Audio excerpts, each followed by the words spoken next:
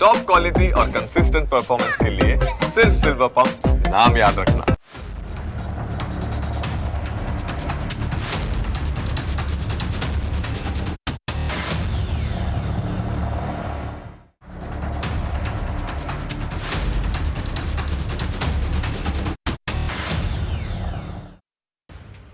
અન્યાય સામે લડવું જરૂરી છે, પરંતુ આંદોલન એક સ્વભાવ ન બનવો જોઈએ.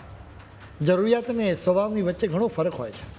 આપણે બધાએ દિલ્હીમાં કોકરોચ જનતા પાર્ટીનું આંદોલન જોયું. વિદ્યાર્થીઓની ચિંતાનું સ્વરૂપ અને એવો જ દેખાવ હતો.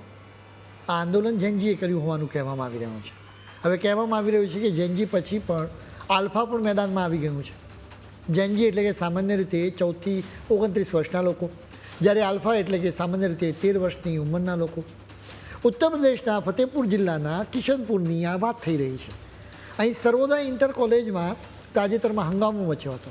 ઇન્ટર કોલેજ સાંભળીને તમે એને કોલેજ ન સમજતા, એ એક સ્કૂલ જ છે.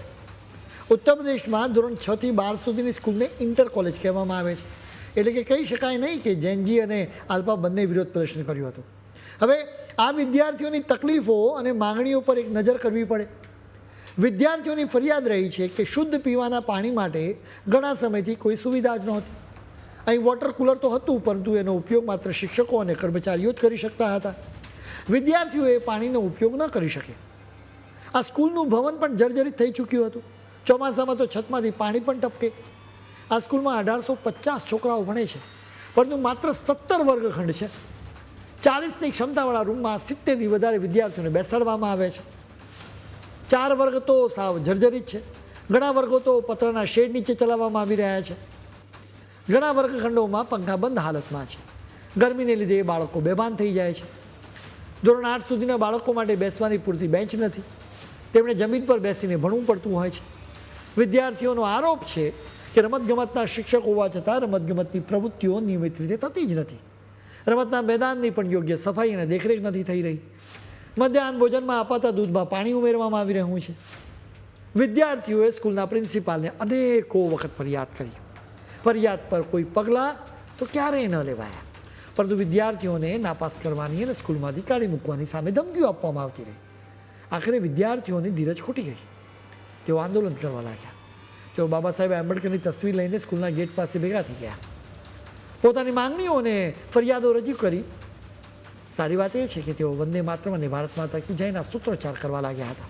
તેમના ચહેરા પર ગુસ્સો અને નારાજગી સ્પષ્ટ દેખાઈ રહી હતી. જો કે તેઓ કંઈ તોડફોડ નહોતા મચાવવા માગતા. હાથોમાં પોસ્ટર્સ, આંખોમાં આક્રોશ અને હોઠ પર એક જ જીદ કે ડિસ્ટ્રિક્ટ મેજિસ્ટ્રેટ સાહેબે અહીં આવવું જ પડશે. સવારના 8 વાગ્યાથી શાળાનું મેદાન અને એક અલગ જ વિરોધ પ્રદર્શનનું સાક્ષી બની ગયું. બાળકો પોતાની ખરી માંગણીઓ લઈને રસ્તા પર ઉતરી આવ્યા. ઘટનાની જાણ થતાં જ પોલીસનો કાફલો સ્થળ પર દોડી આવ્યો.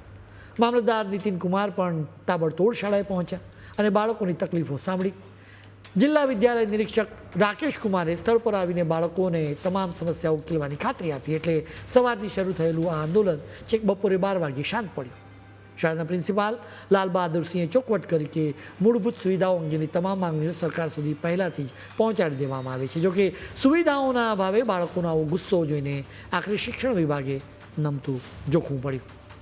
વિભાગે તાબડતોડ કાર્યવાહી કરીને પીવાના પાણી સહિતની બીજી જરૂરી માંગણીઓ પણ પૂરી કરી દીધી.